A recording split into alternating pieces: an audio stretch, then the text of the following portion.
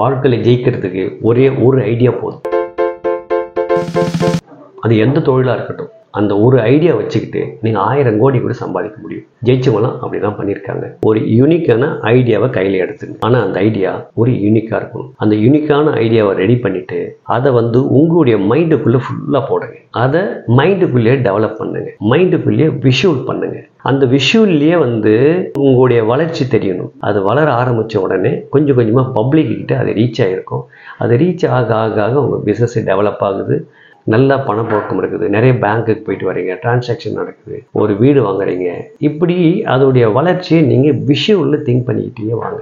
எதுக்காக இந்த விஷுவல் பண்ணி பார்க்க சொல்கிறேன் அப்படின்னா, உங்களை சுற்றி அந்த வைப்ரேஷன் உருவாகிருக்கும். அந்த உருவாகிற வைப்ரேஷன் தான் இந்த பிரபஞ்சத்துக்கிட்ட போயிட்டு அட்டாச் ஆகும். எப்படின்னா, எங்கேயோ ஒரு இடத்துல டவர் இருக்குது, நீங்கள் சிம் வச்சுருக்கீங்க. உங்கள் நம்பருக்கும் அந்த சிம்முக்கு கனெக்ட் ஆனால் தான் நீங்கள் பேச முடியும். கனெக்ட் ஆகலைன்னா நீங்கள் பேச முடியாது. சாதாரணமாக ஒரு 100 ரூபா கொடுத்து வாங்குற ஒரு சிம்முக்கு எங்கேயோ இருக்கிறவங்கிட்ட பேசுகிற அளவுக்கு கனெக்ட் ஆகுது இல்லை. அந்த கனெக்ட் ஆகிறதுக்கு என்ன கேபிளாக இருக்குது? எதுவுமே இல்லை. அது போய் கனெக்ட் ஆகுதில்ல.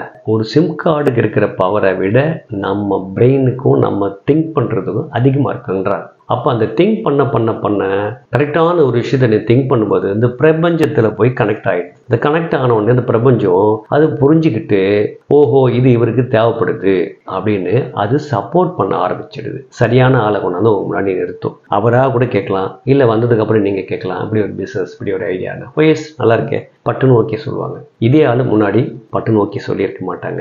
இது ரெண்டுக்கும் வித்தியாசம் நிறைய இருக்குது. இதெல்லாம் எப்படி அப்படின்னு கேட்டிங்கன்னா, இப்படி தான் ஜெயிக்கிறாங்க, இப்படி தான் நடக்குது. நாம் என்ன நினைக்கிறோமோ அதை தான் அது கொடுக்குது. ஒருவேளை நம்ம நெகட்டிவாக நடக்காது, வராது, தோத்துருமோ அப்படின்னும் போது அதுதான் கனெக்ட் ஆகும். ஓ இவருக்கு தோல்வின்னா பிடிக்கும் போல இருக்குது, நடக்கலைன்னா பிடிக்கும் போல இருக்குன்ட்டு நடக்காத இதையும் தோல்வியுமே நமக்கு கொடுத்துக்கிட்டே இருக்கு. இப்படி தான் இந்த உலகம் இயங்குதுங்கிறத நம்ம புரிஞ்சுக்கிட்டவங்கெல்லாம் ஜெயிச்சிட்டாங்க. புரியாமல் நாம் இதை ஏற்றுக்காமல் இருக்கிறவங்க பூரா தோத்துக்கிட்டு தான் இருக்காங்க. இதை நான் மட்டும் சொல்லலை, பைபிள்லேயே சொல்லப்பட்டிருக்கு. பணக்காரன் பணக்காரனாகவே இருப்பான், ஏழை ஏழையாகவே இருப்பான் அப்படின்னு அதில் சொல்லப்பட்டிருக்கு. என்ன இவ்வளோ பெரிய ஒரு ஜீசஸ் எப்படி சொல்லியிருக்காரு அப்படின்னு சொல்லிட்டு அவர் சொன்னது இந்த பிரபஞ்சத்தை வச்சு தான் சொல்லியிருக்காரு. என்கிட்ட பணம் இருக்குது, நான் ஜெயிச்சிடுவேன், எனக்கு நிறைய பணம் வரும் அப்படின்னு சொல்லிக்கிட்டே இருக்கிறவனுக்கு இந்த பிரபஞ்சம் ஒரு பணம் தேவைப்படுதுன்னு நினச்சிக்கிட்டு பணத்தை கொடுத்துக்கிட்டே இருக்கு.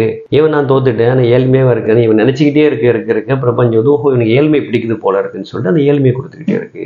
ஸோ பிரபஞ்சத்துக்கு நாம் என்ன நினைக்கிறோமோ அதை தான் அது கொடுக்க தெரியும். இதை தான் பைபிளில் அவர் சொல்லியிருக்காரு. அதை தான் இப்போ நான் உங்களுக்கு சொல்கிறேன். நாம் உண்மையாக என்ன நினைக்கிறோமோ அதை தான் பிரபஞ்சத்துக்கு நமக்கு கொடுக்க தெரியும். எனக்கு வந்துடும், கிடைச்சிடும் அப்படின்னு நினச்சிக்கிட்டிங்கன்னா அந்த பிரபஞ்சம் அதை புரிஞ்சுக்கிட்டு உங்களுக்கு அதுக்கு தகுந்த சந்தர்ப்பத்தையும் சூழ்நிலைகளையும் ஆட்களையும் கொண்டாந்து உங்க முன்னாடி நிப்பாட்டும். ஜெயிச்சவங்களோட நீங்கள் ஹிஸ்ட்ரி போய் நீங்கள் படித்து பாருங்கள். இப்போ நான் சொன்னதை தான் அவங்க சொல்லுவாங்க.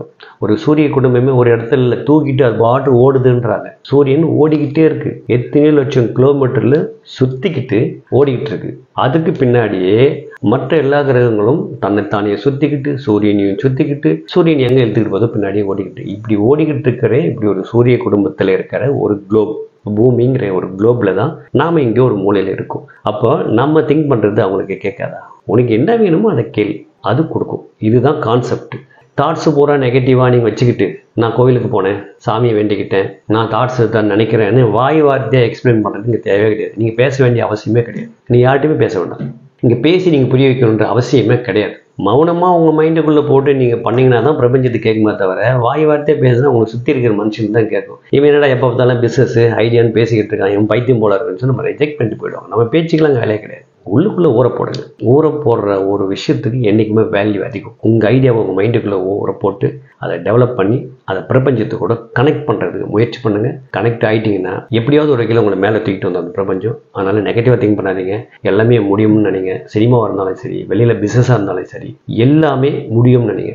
என்ன வேணுமோ அதில் தெளிவாக இருங்க, அதில் உறுதியாக இருங்க. லைஃப்ங்கிறது என்ஜாய் பண்ணுறதுக்கு தான், கஷ்டப்படுறது கிடையாது. லைஃப்பை என்ஜாய் பண்ணுங்கள். பை.